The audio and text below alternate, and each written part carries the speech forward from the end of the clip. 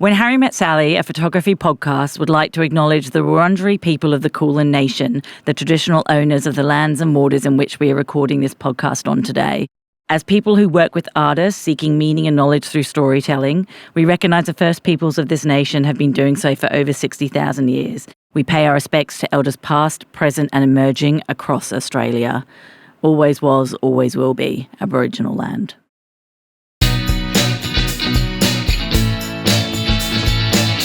None of this is possible without the fantastic help we've had from Collart. Thank you so much for the support on providing your pod suites. Nikon Australia, incredible ambassadors for the photography industry. and Ted's Camera Store. Also, great ambassadors have been around forever and are doing wonderful work. And A&L Artistic Framers, who have been framing photography and art for as many years as I can think. Thank you all so very much. Hi, Sally. Hello, how are you? I'm good. Welcome good. back to another wonderful episode of season 2. Absolutely. Can't wait. I'm so excited for our guest today. I have known this man for a few years now as one of my students, first at PSC and as a very wonderful emerging photographer talent. So it's great to have you in the room, Erhan Tırlı. Hey, how you going? Hello, Good. Erhan. I've been practicing that. How did that sound? It was great. Yeah. Can you introduce yourself with your beautiful language? Sure. So my name's Erhan Tırlı. Thank you. Erhan Tırlı. I can't get my tongue around the I words got that. properly. okay. I think That's I a got tough that one. happening. It's Well, welcome here. Thank you for having me. And sorry that we ruin your name every time we say it. It's not Well, actually, ruined. that was just It's okay. Harriet, not me. I think I Yeah, kind of got it. Sure. Yeah, yes. okay. But welcome here. welcome to the podcast. Thank you. Thank you for having me. That's sure. This is basically the vibe, chit-chatting. Yeah, I love it. I'm here for it. I'm so happy that you're here. I'm so excited to have seen your progression from when I first met you sitting always in the front seat of the class that Tom and I ran at PSC a few years ago, and to see you just killing it and just going for it. And I'm absolutely love seeing that for you. I could see that was your, the way that you were going to approach the photography industry, but to see it actually happening for you is really, really exciting. And on that note, I think that's a really interesting part to start as well, is what gave you that sort of, as you said, killing it, that killer instinct, like knowing that you wanted to be there, and what brought you to photography? Is that a good place to start, That's- Harry? yeah, Are you yeah. okay with that? Yeah. Great place to start. Yeah, Great. I think so. Well, I used to be a social worker. So a little bit of a background on me. So I finished high school, went straight from high school to university, studied at RMIT doing a psychology and a social work double degree with an honours at the end. Just trying to achieve great things for it from the beginning. That's a double degree. Yeah. That was the first two, yeah. Stop. Okay. I love it. I was thinking about this the other day. I'm like, Yeah. I've studied more than most master's students, but don't have a master's. Anyway, Yeah. that's fine. So I did that, completed that, then worked at Headspace for about a year or so, give or Oh, take. yeah. So I was in I've heard the of city office doing e-Headspace stuff. So it was over the phone and on chats and emails. It was great. I was 23 though, and working with young people like 12 to 25-year-olds with really intense, we talk about suicide, sexual abuse, domestic violence, like the whole range of stuff. Yeah. And as you'd know, or as you'd think, people online, they're a bit more comfortable saying things that are pretty intense that they probably wouldn't say in person or would be harder to say in person. So it was a lot for a 23-year-old to take on. Burnt me the fuck out. So had a couple other things, like family members pass away overseas, and it was just too much, and I quit. And I sort of just had this moment when I was, I think, 24, where I was like, what do you want to do with your life? And I was always obsessed with photography when I was younger, but I think the thing is, so I grew up in Broadmeadows. So I don't know if anyone's been out that way, anyone that listens, but basically lots of immigrant families, lots of low socioeconomic people. The arts aren't something that is seen as a viable way to make an income, let alone, raise a family. The expectations are, you get married when you're 22 and you have kids and you buy a house and all this shit. Which is for a lot of people, I think, whether your background's that or not. But it's pretty heavy in migrant communities because there's this pressure of like, Not that my parents ever made me feel this, but I think inherently you do. We came here, for a better life for you. Therefore, you must have better life. Yeah. Photography wasn't something that fit that vernacular, I guess. How interesting, though, because did they think that working in the area that you were working in, where you were so unhappy dealing with people's Problems. awful problems, like how can that be happier than They weren't happy about that. It's not that they weren't happy about it. They wanted you to be a dentist or something, No, did no. they? My parents were always supportive of whatever I chose to do. It's more that I grew up around a way of thinking that didn't even allow creative things to be an option in my mind. My parents were so supportive. Yeah. Besides the point. But it was like my brain, I had a fence there that I put there myself because I didn't see anyone that was, from my community or from my culture doing those things. Yeah. The people that were doing those things were kids from wealthy families whose families could afford all the stuff and to send them to art schools. That just wasn't an option in my brain. Okay. Yeah. Until I hit this point in my life where I was like, damn, I'm like burnt out. Like if I was to die tomorrow, what would I want to have been spending my life doing? And it was always photography for me. So then like the thing is I'm stubborn as fuck, yeah? So like when I get something into my mind, like it's going to happen. It's a foregone conclusion. I remember having this really vivid visual image in my mind the moment I decided that I was going to make photography a career and said, fuck it, I'm going to do whatever I want. Of like a dog, like biting onto my arm and not letting go, like no matter what I did. And for me, my conviction towards photography was that. Was that dog. He's still got lockjaw on my arm. You know what I mean? Like, I don't know why that image was in my mind. I don't know why it was a black dog, but like, whatever happened to get in the way of me getting to where I wanted to go wasn't going to matter because I wanted to be a photographer. Do you have that with, like, in all aspects of your life? You're quite a determined person and you're quite, like, when you put your mind to it, you're not going to back down lightly. Yeah, I think, I'll protect my interests, I think, but I'm quite a passionate person. I'll do also, like, I think, I'm a little extra. I don't understand that at all. No, when I speak, I'm a little extra. Everyone in this room is actually. Well, like it's a balancing act, right? Yeah. Like I've learned, particularly in the past couple of years, like that's always been my superpower. But then also, some things, as you grow older, or as you live a little bit more of life, you kind of learn that you need to learn to be a bit more. I don't know what the word is. I'd probably say not just adaptable. I think it's more just like, yeah, it's great, but also like not everyone's about that. Yeah. Humble? And no, it's not humble. Like I'm humble enough. I need to work on being more confident. You're pretty confident. Yeah, but like up here. Yeah. Speaking, Yeah. very confident. Yeah. Up here, not as confident. Not so much. Yeah. So I think humility has never been a problem for me because my values are humility. Like my old man and my mum like raised me to be a very humble person, a very modest person. Me getting into photography to an extent in order to be able to be successful at what I'm doing, I had to break that a little bit. Yeah. Because you do have to be your own. People need to believe that you can do what you're going to do.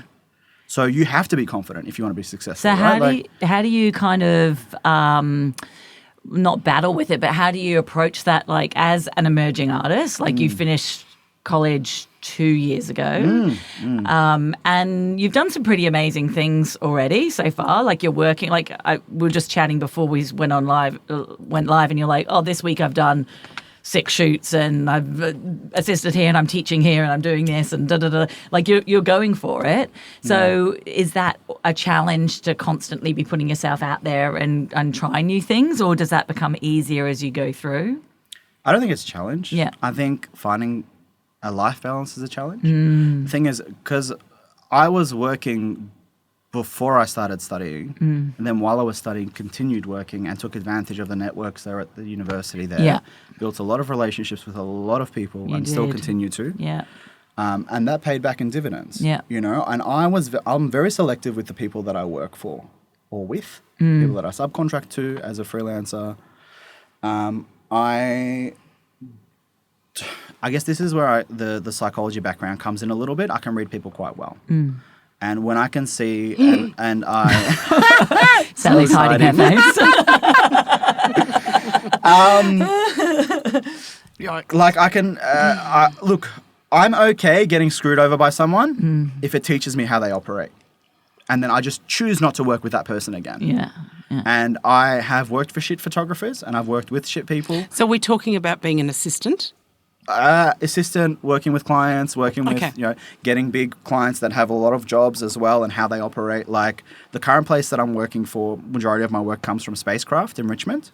So they're a really good real estate photography, but it's not real estate. So basically, I told myself I wouldn't do real estate, but the reason I told myself that was because of the way that the people who are running those studios were operating. A lot of burn and churn. I won't name the bad ones, but I know there's a lot out there. People can do their research, but Spacecraft is the best. And the reason it's the best is because the dude that's running it, Shane, is fantastic. The way that he thinks about the people that he's working with, and that he's that are subcontracting to him.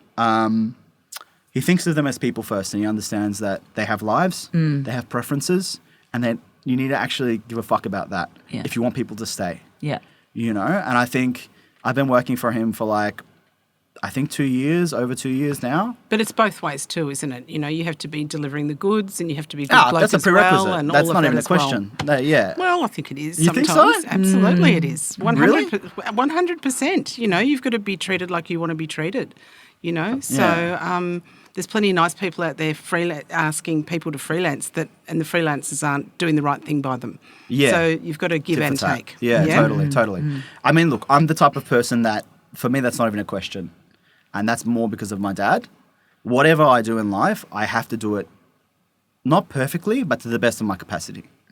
And if I'm not, then I'm just not doing it right. I'm not doing right by the people that are getting me to go there.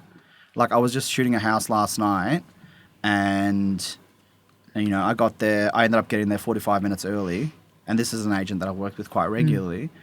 Shot the shit out of the house, and he's like, "Was there anything else you think we could have done?" And I was just like, "Man, there's I have demolished this. There's no question." And I think that's just the attitude that I bring to everything that I work on. Was the house in Canterbury? No. My friend's house was being photographed last night, and I thought, wouldn't that be weird? You'd be surprised how many houses are shot every night. There you go. Yeah. So you've come out of college and you're going for it. You're assisting. You're shooting real estate. What else are you doing? A lot. Okay, so... Are you still living in Broadmeadows? I was in Brunswick East. I'm back in Broady. Hopefully I'm going to be in Reservoir soon. Yeah. We'll see. Me and my brother are going to buy a house. Nice. So we're trying to figure that out. But that's a whole other conversation. What am I shooting? So I've got the real estate stuff. I'd probably say that's about 60% of my work. So that's just through that studio Spacecraft. I assist for a bunch of different photographers. So Tatiana Plitt. Who else? I've started assisting for James Braun recently. Yeah. I have done some stuff for Pierre Carthu, who's awesome, but we just seem to not be able to keep lining up. I did very little amount of stuff for Mia McDonald, Oh, yeah. who was awesome as well, and Trevor Mean. I was just thinking in my head, I was consulting with Amelia the other day, who said she met you whilst you were working with... Yes, that ice cream shoot. Yeah. So she came to me for some advice and things, and we were talking about the podcast, and I said you were coming on, and...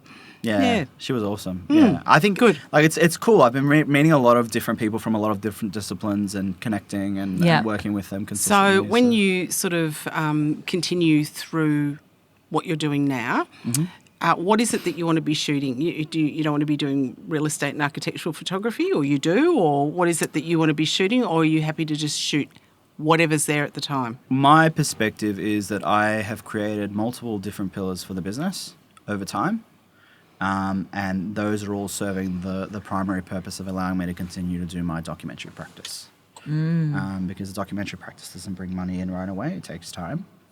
And you can't have I remember this quote that Mark Seeley said at his... Do you remember that? It was like, everyone wants a retrospective by 25. I'm like, yeah, I have to take the opposite of that perspective, Yeah. I'm in for the long game. So I have the real estate stuff. I have the assisting. I have the occasional event shoot. I have a couple corporate gigs. I have some videography stuff. I have teaching at the university now, which is pretty interesting. I'm super excited for that.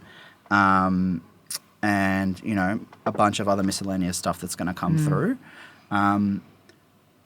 I think for me, all of that is to support me being able to continue making the work. And we Yeah. talk about that a lot, don't we? Yeah. You know, whatever it takes in order, and that's where I was getting to with you about your documentary work. So what feeds your documentary work? Sorry, what do you mean by what feeds? Well, what is it that you're doing with your documentary work? What is it? Yeah, totally. So basically, it's something that I started when I was studying at PSC. So it's a sort of long-term ethnographic expanded documentary looking at culturally and linguistically diverse communities. So, i.e., the Turkish community, and just I guess the idea of being part of multiple senses of belonging, multiple senses of identity simultaneously, and not being half one, half the other, or stuck in two worlds or neither. It's actually you're wholly both. I don't know if you guys have read much about the third culture theory. It's been around since 2008, I think. But basically, people that grow up in cultures outside of their family of origins culture often feel quite split between the new environment into which they're assimilating and also the the culture that was left behind or is carried with the family. You know, for me, like in Meadow Heights, you know, in my family's house, I'm Turkish. That's Turkey. You know, we have certain values and cultural expectations and traditions to hold, and then when you leave the house, you're in Australia, and it's sort of like you're in these two different worlds constantly. So a lot of the time, people, and that's a very common story in Australia, particularly Melbourne. And you're telling me the book was only written in 2004? What? Eight. Eight? The theory was coined. But yeah. But I feel like that's been happening for Of course, hasn't it? Yeah, but I think there's a difference when you have the language to be able to speak about something and you're just experiencing it. I know my dad is the exact same because his family migrated here, but he didn't have the language to understand and comprehend that, and he's constantly feeling like he's not Turkish. What language do you mean? The photography language or the English? No, the psychology language. The psychology language. The okay. language to talk about the phenomena Got it. of being in a third culture. It's so interesting. I remember you talking about this last year when we were at an event of Photo 2024. And yeah, it's the first time I'd heard it talked about like that, really. And I found it so interesting because I'm always saying I'm half and half. You know, and like my identity is different because they're both English-speaking identities. So linguistically, it's, you know, I don't have that. But I have half my family here in England, half my family are here. I've lived some of my life there, some of my life here, and some of my life in between. And I've always felt split. And I've never really thought about being wholly both. I've always thought about being half and half. And even after I heard you speak like this, I still I love the idea and the psychology, and I try and think it through, but I can't bring myself to feel it yet. That's fair. Yeah. Totally fair. I think the thing you have to remember is when we're looking at, you know, representations of identity, all of the books about them that have been written for centuries are in a single tense, single term, and identity, not identities. We don't talk about multiplicity. We talk about a single being. Yeah. I think this was one of the biggest challenges that I came up across when I was starting to think about the work, which was, you know, why should we have to wholly exist in one or wholly exist in the other or be half of either? Why can't we be fully this and fully that at the same time? I think that's just such bullshit. And I think it's inherited through language. So what ends up happening is the narratives that we create in our minds as individuals about our identity, the way we talk, and this is why language is so important, you know, inherently affects what we believe and what we think about ourselves, you know, and what we think about what's possible. And I think a big challenge that I get a lot of the time is when I say I'm either, you know, I'm fully Turkish and I'm fully Australian or whatever it is that, you know, you'll get someone from Turkey being like, you're not Turkish, or you'll get someone from Australia being like, you're not Australian. And it's like, well, what's your definition? Yeah. And they'll go, I had to choose, so you have to choose. Yeah. And it's like, you're going to be this. And it's like, no. You decided to choose like that. I'm not working with that framework. I'm working with my own framework. Yeah. And this isn't like something that I've just thought about for 5 minutes. You know, I studied psychology and human behavior for 5 years. This has been, you know, in the making. You know, and it's all led me to be able to think about, you know, our experience as individuals and the fact that, you know, if you think about all the institutions that have contributed to the narratives that we have about identity and belonging and community, we don't have to exist within that. Just it's great that it exists to be a scaffolding, but the reality is we can think how we want to think and what Yeah. fits within, within reason. Like, Yeah. I don't think that I'm a chair, but like, I think there's a way we can go about breaking stereotypes and traditional ways of thinking about identity and culture. And how do your friends feel about all of this? Which friends? I got a lot of friends. The friends that you grew up with until, in your community, I guess, from where you grew up. I think these conversations can only really be had with people who have kind of taken the time to have the journey inward and think about themselves and who they are and have been challenged in that sense. With some friends, they love it. And with a lot, I think with all of them, the broad thing is they love seeing, for them it's representation, right? In the arts, whether it's photography or whether it's, whatever it is, seeing someone do something that's different. I haven't received any negative response to that. No one's like, no one's sneered at me about it. They're all just like, cool. They didn't believe it was possible or they didn't know it was and possible. also it doesn't really matter, I guess, what they think as long as you believe it. Yeah. And as you said before, if they're not somebody you want in your stratosphere, you move on. Yeah. Oh, well, that's the thing. Like, everyone's going to have opinions, but I don't really care. That's been my biggest thing is just I don't give a fuck. Like, I'm making this for the people that connect with it. Yeah. And the people that don't, it's okay. Go connect with something else. And if they've got something negative to say, that's fine. I actually just don't hear it. It goes over my head. So obviously these ideas and thoughts and psychologies really started to come out through your photography at PSC and the projects you're making. And the final project at PSC is all around your family. Yeah. And most people in that project are family members or community members. Yeah, give or take. Yeah. This is the thing. It's a tight time frame to Yeah. get that work done. And to be honest, like I look at it like Did you have some stand-in Turkish people? No, I didn't have stand-in Turkish people. Okay. But not all of them were family. Yeah. So, and not all of them were Turkish. Oh. But that project in itself wasn't necessarily just Turkish people. So. Okay. What was the project? Sorry, no, Harry. You're very familiar with it, but none of us are, and the listeners. No, that's fair. So basically, what was the project? The way that I look at it is I've been working with the same themes, and to me, it's all the same project. But what it was presented as a book. So basically, for that final year, I made a photo book that contained images from Turkey and from here, and portraits from here with people that were from culturally and linguistically diverse backgrounds, looking at this idea of being part of multiple cultures simultaneously, and sort of just that experience of existing in two worlds. There was a photo book made for that. There was a final year exhibition that got picked up. That book got picked up by MGA, who is MAF now. They put it into their grad show, group where they put like 6 other graduates from that year. So that's what that was. Got it. Yeah. Thank you. So that's pretty amazing that MAF picked it up. Yeah. Yeah. And then from there, did the photo opportunity arise from that? Or did you apply for photo? I did apply for photo, but I think the opportunity for the photo thing came from the grad show. Because I remember someone coming to me and saying, I can't remember who it was, but saying that Elias, who runs photo, saw the book and was like, he liked it. So are you still working on the documentary project? Yeah. I'll be working on this till I die. Yeah, okay. This is my jam. So how do you start breaking it down from, just like this lifelong project into what happens next with it? Yeah, I think I just keep shooting and I just keep reviewing and just keep working on it in the background, no pressure. Yeah. I went to Turkey last year from mid-August to September. So where in Turkey are your family from? Yes, so my family's from Izmir. It's on the Aegean coast. Yeah. Yeah. Yeah. Beautiful. Gorgeous. So my mum's sisters are over there. She's got 3 sisters, and I've got a bunch of cousins, bunch of uncles. My mum passed away last year. I'm sorry to hear that. That's okay. It is what it is. Me going over there was kind of healing for me and also healing for them. Unfortunately, they couldn't come over for the funeral because it's expensive. And it's it was for me. It was taking a beat.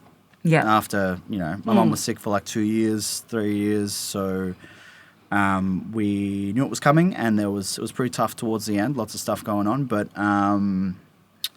yeah, it was a good way for me to kind of, connect with that and grieve and do what I needed to do, connect with that side And of my did you know family. those aunties very well? Yeah. Oh. I'd been back over a couple of Okay. times throughout my life, and they'd come over a couple of times. Nice. And yeah, I've never felt disconnected from that side of my family. And I've, I felt quite strongly towards, because a lot of the, my mum was a big influence on who I became, and still is, So in our family, I'm kind of more like her than anyone else. So when she passed away, it was a little bit on me to just make sure that everyone was still a little bit okay, and be sort of that I still see family friends and that they haven't seen in a while. They look at me, they go, oh, you're good, like they see my mum, they don't see me, and I think for me that's a privilege. Privilege and pressure as well. It's not pressure. No? It's not pressure for me, because it's like my mum was a healer, my mum was was the person that people went to when they had problems. I think that's the thing is as well, like in the 90s, psychology and therapy and supports weren't as big of a thing, so community was huge on that, and my mum was a rock for a lot of people. And I think that's probably why I got into social work. I kind of got that from her. A big part of the way I approach relationships with most people that I've met is being supportive and being there and being empathetic, and a lot of that is her. And did she have a career, your mum? She did, yeah. So What my did mum, she do? she did a million different things. Initially, she was at a factory being an accountant in Turkey, had a good job doing that. And then when she moved here, she did a couple of things. She was a tailor. She worked in fashion. She was a makeup artist. She was a retail assistant. She was a teacher's aide. She did a lot of different things. Fantastic. While being a mum. She's a superwoman. And That's what she yeah. was. Yeah, it sounds like it. And your mum appears in your projects. She does. Yeah. She does, yeah. She's in the big family portrait. There are some, I don't have any, I have one portrait of her that I don't really think fits my aesthetic, but I love it. And I think, all images that I make, even the coffee cups are a representation of her and my connection with her. So I think there's no way that I'm making any images that don't have her in it. But yeah, she does appear in it. But yeah, not in the way that I would like to represent it in my mind. But it's so interesting. Like it's really interesting you just said that, because I went over to the UK in 2023 and photographed my grandmother, and my grandmother just passed away quite recently. And those photos that I took of her when I was there, I knew that it would be the last time I was going to see her. And I worked really hard at trying to get some beautiful portraits, and I was really... Overthinking it? I think I was overthinking it, and I was a bit disappointed with the pictures after they came away, because I didn't feel like they truly kind of represented her. And I kind of put them away and didn't really look at them for a couple of years. And then, she passed away at the beginning of this year, and I pulled them out again, and I was like, oh, that's totally her, like in some of them. So I think it's really like making these pictures, it's important, right? To be photographing the people in your family, the people you love, but also not to overthink it too much. It's an interesting point you make. It's not, because I'd been aware that Mum had been sick for a while, and if I had asked her, she would have happily allowed me to make pictures of her. But it is something I thought about when she was sick, and I had a lot of ideas creatively around it, but then I was like, it just didn't feel right for me in that moment. I think it's up to each person in that situation to decide whether or not it works for them, or whether or not it's the right way to do it for them. For me, it wasn't. For some people who have made really gorgeous work in those instances, caring for their family members and that kind of thing. But yeah, I think... But also you're photographing her, like you say, in the coffee cups. Like you're photographing her in other ways that are representative and, this is the thing. And remind you of her. Totally. Look, this is how I made my peace with it. I don't have to literally make pictures of my mother to be making pictures of my mother. What she taught me, knowing how to carry myself through this world, like all of that inherently, all of my images have an element of her in it because I'm in it. Do you know what I mean? So whether I'm literally doing that or not, I actually don't really have a choice. It's going to happen because of who I am. So that's how I like to think of it. Like carrying her spirit in that, you know? Yeah, Beautiful. yeah. Yeah.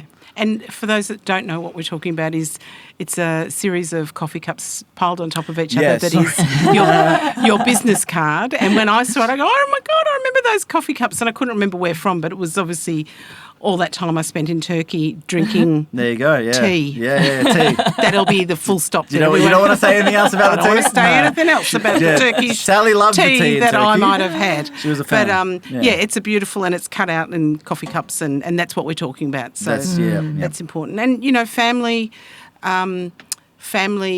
memories and, you know, photographs, music, smells, all of those things are what makes us remember, and that they are always present. You know, as I said, today would have been my mum's 94th birthday. My dad's 96 nearly, and every time I see him, I take a picture. Because I just don't know whether it's like, oh, well, he annoys me, he rings me 45,000 times a day. I go, crazy. Yeah. But I think, if I don't answer it, maybe I won't hear that again. And you don't want to regret. And so I totally get it, and I think everybody would really appreciate that. And everybody has a different take on how they want to remember. Totally. And musicians do. And well, it's. I think grief is such an interesting thing. Grief and love. Well, so connected. And I think studying psychology and social working should almost be a part of every creative pursuit, because so much what we do as creatives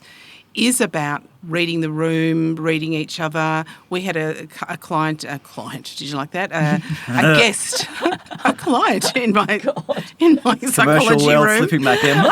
We had a guest come in, and we were talking about certain things, and I realised that he didn't want to go down that path anymore. And so it was about reading that room, and just went, "Ooh," and later on he's contacted me and said, well, thank you. There was a reason that I went a bit quiet. And it's like, okay, 100%. You know, as much as I'm bolshy and talk a lot and all of that sort of stuff. You can't force that. No, you can't. And you do, it's important. And I don't know whether, you know, like for me, Mum had a certain perfume. And when I smell that perfume, I almost run around and follow them and sniff them. Yeah. You know, I don't want to wear it myself. No, but you want to smell it. I know. Oh, totally. And Smells so very those evocative. sorts of memories and music, you know, and all of those sorts of things, which is really important. So what else do you see happening within your world of photography as you move forward? I think more of the same. I'm quite happy with the way it's going. You know, I'm going to keep making work, keep going back to Turkey, keep making work here. You know, exhibit the work, continue to develop the project, get more into teaching. And do you exhibit in Turkey as well? Not yet. Okay. Yeah. And is that something that you're going to do though? It just depends. Turkey's a bit of a weird place at the moment. You know, I love it, but it's shambles. You know, it's a lot of people doing it hard. So right now, my focus is to just continue making the work. I would love to, but I think what I would like to take over to Turkey would be a much more well-rounded version of the project. I think I've probably done about like maybe 5 to 6% of what's possible. But do you know what? I feel what I want to say to you, and I don't even know how you're going to take That's this, okay, so please, I'm it's just fine. going to put I'm my open. hands up Do it. in case he hits me. That's No, what I'm not this is allowed. for. I'm not allowed to hit anything in this room. Yeah. For sound purposes. We were told for sound purposes. For sound purposes. Is that you really, I think I would like to see you be a lot more relaxed about how you go about things, not so like, I'm just going to do the, you know, because Sure. that's how you are. And I think, you know, I would Passionate. like to see, but also perfectionist. I think that's Totally. the word that totally comes with Totally. you, and I think that'll eat you up ultimately. Thank you. I've been around for a Yeah. very long time. No, I hear you 100%. And being a perfectionist is great, but you also have to be a little bit more fluid. And, I agree, yeah. I would like to see more of that come into you as a person Yeah, and as a totally. photographer. And Totally. go with the flow. And look, your family over there would have so many huge connections, and maybe it's a restaurant or maybe it's somebody's house and all the friends can come and gather and look at your, you know, it doesn't have to be finished and perfect. Totally. In order to have an exhibition. And I think you just need to Just do it. I hear you. Sally, I hear you 110%. Smoke a peace pipe. See, I'm not throwing punches. And No, I do hear you. And I think this is what I Yeah? was this is what I was alluding to slow before. down, brother. Well, this is what I was alluding to before about the fact that, you know, personality traits that can be, superpowers sometimes can hold us back. And I think this is something that I'm realizing as I'm getting a little bit older, and I am grappling with it. It just takes time. And everyone that knows, when I was back at PSC, people would, because of my perspective on film and what people should be doing, when they're learning photography, which is just start on Digi so you can get more practice in. But anyway, everyone would shit on me because they would be like, "Why don't you shoot film?" And I'm just like, now I'm shooting a little bit of film, but I don't make my whole thing about that. But flexibility for me, it takes time, and it's not that I'm not flexible, that I'm not doing it. It's just that for me, it's there's a bit more of a than process. flexibility. It's slowing the fuck down, and enjoying the moment a little bit more, right? Cool. And not a lot of people will tell you that in life. And I had to learn how to do it myself.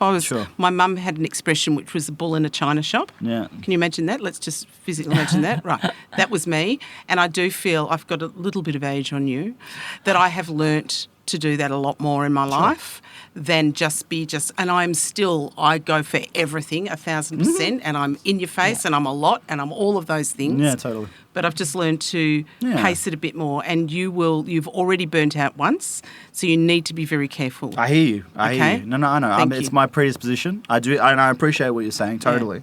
I think, like you said, I think that's something that comes with time, with experience. It does. And I think, you have your burnouts, you have your running at the wall, but I think I've gotten a lot better at that, particularly after having burnt out in social work already. I think about, even just as an example today, knowing I was going to come here, made sure I had no shoots in the morning, went for a run, had a coffee, went and had something to eat, didn't even think about work, no emails. Turkish coffee? Was it Turkish coffee? It was a latte. Yeah. This is Melbourne. And let's talk about Turkish coffee for a minute. I took a sip of Turkish coffee and then smiled, and I was like, it was like, can I say sludge? Am I going to be attacked by? No, not at all. Again, can't do it. No, that's fair I wanted enough. to, but that's why I ended up with the tea. I'm like a little kid. I get to the end, and you're supposed to sip that little bit that's got the mud in it. Yeah. But I don't do it. I just leave it. Yeah. Thank you. See, nobody told me about that. No. Well, I the cheat. bit with the mud. You don't have to. You don't have to drink that. Oh, thank God. No, you shouldn't be drinking that. Do you know what that is? You should be flipping that. No, you flip it's like that. the dim sim of coffee, isn't it? That's where you get your fortune. Oh, my That's God. the fortune. Yeah. You didn't know that? I could have read my teeth.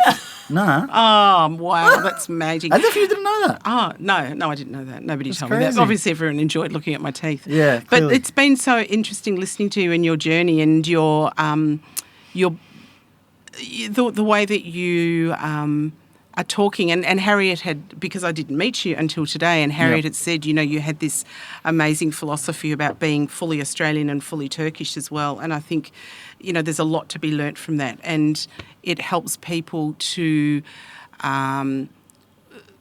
feel comfortable within their own skin. And I think that that's a hugely important thing that so many people don't, and they are quite confused about themselves. Yeah. So with that, we've been given a little bit of a wave from Shaquille over here to say that we're rounding up, and we have a question that we ask everybody in this season.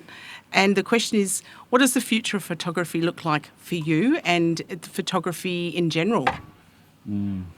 I think the future of storytelling is going to be interesting in the next 5 to 10 years. And I think it's beyond just photography, but photography is definitely going to be a part of it. I think the way that we think about identity, representation, it's all become a little bit more important over the past 3 to 4 years. And I really look forward to, some new voices being given a platform and being given more strength and what's going to come of that. There's already so many really interesting stories coming out of, very different people that probably, 5, 10 years ago, it wouldn't have been a person from that culture telling that story. So I think there's going to be a bit more of that, hopefully. That's what I hope. I mean, that's what I'm going to be doing with my own stuff. That's my own version of putting that out in the world. And whether it's music or a TV show or movies or whatever it is, all photography, I think that's the future. Yeah. Amazing.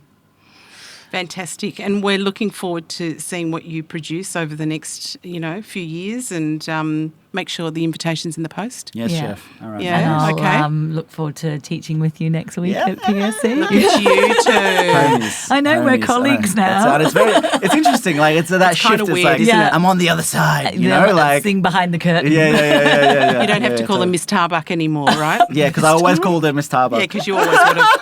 Don't you find that when you meet friends of your parents and stuff, and then it's always been Mrs. Brown, and then they go, no, call me Shirley. And it's like, I can't. Yeah. No, I call that's everyone just boss. Everyone's Yeah. boss to me. Yeah.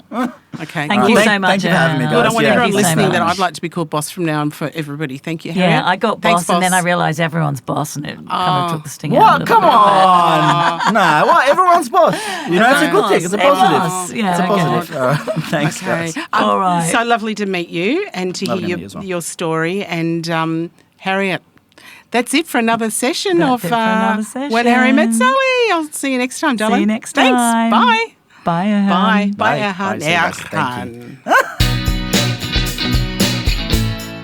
Wow, wasn't that another fantastic episode? So much fun. And Harry, none of this is possible without the fantastic help we've had from, take it away. Shaquille Raymond, what a rock star audio engineer. I like that. Martin Stevens, my husband, for his guitar prowess on the intros and outros. And Shani Power, who is doing all of the behind-the-scenes photos and design of everything to do with the Instagram posts. Thank you all so very much to help us get our podcast out. We'll see you on the next one. We will. It's been wonderful, Harry. Thanks, darling. Bye-bye. Bye.